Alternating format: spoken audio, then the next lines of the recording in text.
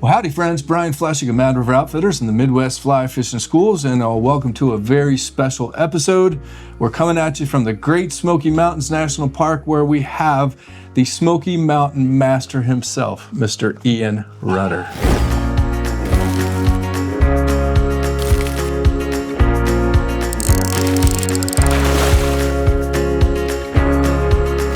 And today, Ian and I are going to talk a little bit about Tenkara. Which is something that Mad River Outfitters embraced very early on. And of course, we caught some crap for it, but we'll get to that. But we sell and still sell a lot of rods and a lot of the accessories for Tenkara. But you know, I found a quote, and it's actually, I didn't have to dig that hard because it's the first sentence. It's the first sentence in your book on the chapter on Tenkara, but I thought it summed things up. And again, this is Ian and Charity Rutter's book on Fly Fishing Guide to the Great Smoky Mountains National Park. Fantastic book, by the way. And chapter 4 is on Tenkara, and it starts off by saying, Tenkara is a form of fly fishing that originated in Japan, but is ideal for the Smokies. Mic drop.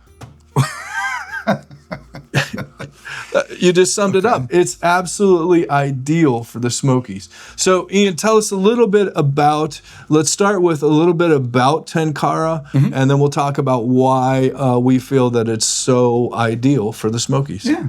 So, you know, first of all, well, just like we did yesterday, we hiked in, we had lunches and water bottles and stuff, and it's very compact. It's ideal for hiking in or backpacking for that matter, or just taking on a walk. You know, we go hiking with our kids, and I know I'm not going to get to fish much when I go with the kids, but there's always a spot or two, so I can pull this thing out, get it rigged up very quickly, make a few casts, put it right back in the pack. And, you know, the kids are more eager to go on a hike too if they don't think it's like a fishing trip when we've got all the stuff. It's much longer on average than your typical fly rods. You know, or fly rods are usually in that 7 to 9 foot range on average. Tenkara rods are typically 10 to 12 feet, maybe 13. But I've seen them now as short as 8 feet. I'm beginning to feel like you're losing the advantage of it being Tenkara when you get so short. Right. So I like to have them a little bit longer, you know, in that 10 to 12 foot range. And it's so light. We're using dry flies 80% of the time here through the season, you know, spring through fall. You can use wet flies. It's not a deep nymphing thing. It's not intended to be a deep nymphing thing. But it's great light tackle. We have typically, you know, small to medium fish. It's great for that. And because of all the rough water, big rocks, you get some great reach. It's was amazing to see. And you know, so much of what we're doing is high sticking, and that's the perfect. For those of you that don't know, this rod is a telescoping. There's 7, 8, 9 sections, something like that. Yeah, I don't know. And this rod telescopes out.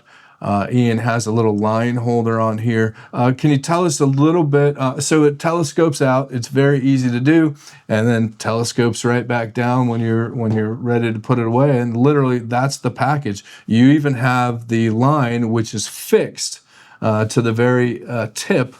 It's attached onto what's called a Lillian. Correct. At the front. And if you are not familiar with that, we've got a video. It's probably linked somewhere over here. If not, you can find it in the description on how you kind of put this together and attach the Lillian. But talk about the line, if you don't mind, real quick, that you're using right there. Yeah, so I prefer what they call the level line, which it's not monofilament. I think it's some kind of fluorocarbon or something, but it's a specialty thing. Often it comes in colors, sort of like fly line. Right. And you add on to the end of that through instruction you would show. So maybe some 3X for just a little bit, and then even a little bit shorter from that, some 5X. So you might have 3 foot max of that kind of tippet material total to the fly from here. I like this because it comes on a spool and I can use as much or as little as I want. There are, what do we call them here? It's the woven braided leaders. I don't like those as much. They cast so beautifully, I will say that. But they often, it's a fixed thing. You can't trim it. It's that thing. And usually they're a little long. By the time I add on my tippet material, they're a little longer than I want them to be for the waters we have here. Sure. If you can get them pretty short, maybe like 8 feet or less, they would be good. They may be available now. We saw a furled butt section. Yeah. And it's actually tapered. And it attaches to the Lillian. It's got a mechanism to do that. I think it uses backing. But we sell him in 11 foot and 13 foot. I could easily have him make them up in 7 or 8 foot. Yeah, because you saw like when I was fishing yesterday that this is a 12 foot rod. So by the time I have another 12 or 13 foot of that plus that, it's a lot. Usually I like to rig this thing.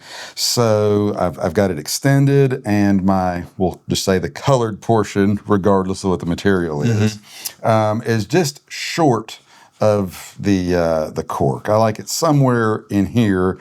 Then I add maybe 2 feet of the 3X, a foot or so of the 5X, and what I'm trying to do is such that when I land the fish, I can kind of hold the rod up, and the fish is kind of by my feet, not swimming around way over there with a lot of extra stuff. And if I can avoid it, I don't want to have everything all up in all the jungle branches that I've got. That's why I like a little shorter.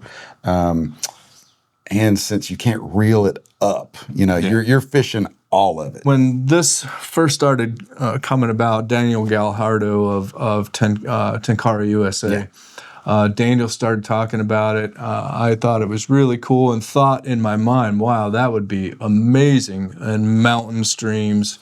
I immediately thought about the Smokies. And then I saw that you were doing it, that you and Charity were doing it quite a bit. And I said, wow, perfect. That's glad to hear, because Tenkara kind of gets poo-pooed sometimes.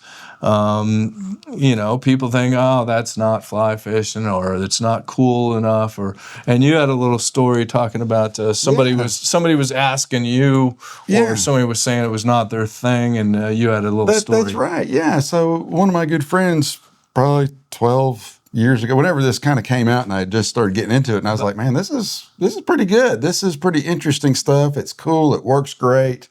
And he kind of made some little, snarky comment about Tenkara. Yeah. And I said, I think it's pretty good. And he was a little embarrassed that he said, but he was just like, well, I know you really know your stuff in the mountain stream, so it must have something good to it, I guess. And I said, well, what's your problem with it? What do you know? And he said, well, it's just, kind of light. I don't, he couldn't quite verbalize it, but he just said, I think it's just too niche. It's just got too much of a, it's not good enough for this, that, and the other. And I said, oh, well, okay, I get that. I completely understand that. And I said, and he was from Chattanooga, and I said, so when you fish on the Hiwassee tailwater, what rod do you use? And he said, well, a 5-weight. I said, yeah, so would I. And I said, when you come up here and fish with me, what do you bring? He said, well, I like to bring my 7-foot 3-weight. And I said, as do a lot of folks. I said, didn't you go to Charleston for redfish recently? What did you take there? And he said, an 8-weight. And I said, and you went tarpon fishing last year? What? He said, well, we were using like a 10-weight. And I said, well, sounds to me like you got a closet full of niche rods. and that's really what fly fishing is. We have all these different tools. Nobody, so I hear, well, what if you hook a big fish? Well, I never hear anybody carrying a 7-foot 3-weight ask what they're going to do if they catch a big fish.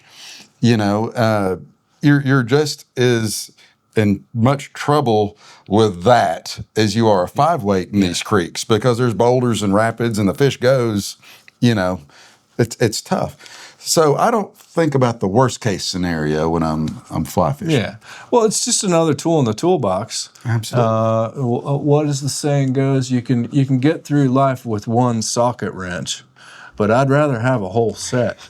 That's right. That's pretty good. Or even kitchen knives. Hey, there's butter knives, steak knives, bread knives. They sell knives in a set for a very good reason, and that's why we have different rods for different uses. So there you have it, friends. Tenkara. It's really, as the first sentence in Chapter 4 says, it's really a fantastic tool for fishing here in the Smoky Mountains. It's not going to replace, I'm not going to replace my fly rods. Not at all. And it's not a tool that is going to replace my 8-weight for bonefish. Never. For crying out loud. It is a niche. It is a specific tool. But if you understand and can utilize the benefits of it, it is a deadly way. It's super effective and super fun. There you have it, friends. So remember to check out Ian and Charity Rutter at rnrflyfishing.com. You can also check out, there's a link down below us, and you can also check out Ian Rutter Art, which you're going to learn more about that in a coming episode or a previous episode. So anyways, as always, friends, thanks for being here. You can check out Tenkara products at madriveroutfitters.com. Remember, we don't have sponsors, so we appreciate your support. As always, subscribe to our YouTube channel. It's free and it helps us out. You never know when this guy might show up, or Charity for that matter. And as always, we appreciate you. Hit the like button. That makes us feel good. Hop on over to our website. Register for our monthly newsletter. You might even see a trip to the Great Smoky Mountains with Ian Cherry Rutter pop up sometime soon. So stay tuned. We've got a ton more fly fishing content coming your way.